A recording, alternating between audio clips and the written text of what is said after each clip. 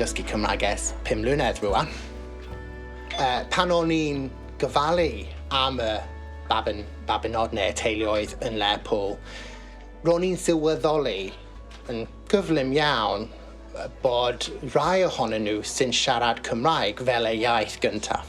Dwi'n credu mai un o'r pethau fwyaf bwysig ydy cyfathrebu efo pobl yn eu iaith sy'n pobl yn fwy cyfforddus.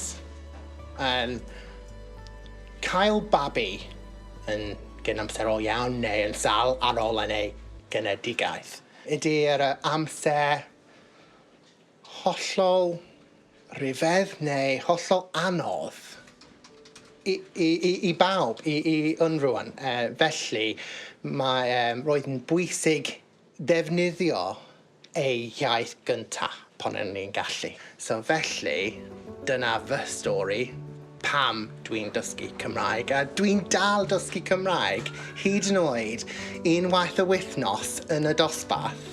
A bob dydd ar gyfer siarad efo fy ngwydweithwyr neu Duolingo neu say something in Welsh. So llawer o'r pethau dwi'n defnyddio bob dydd. Fel ei gyfoedion ar y ward, mae Dr Jonathan yn neonatologist, doctor sydd wedi arbenigo mewn edrych ar ôl babis cynamserol.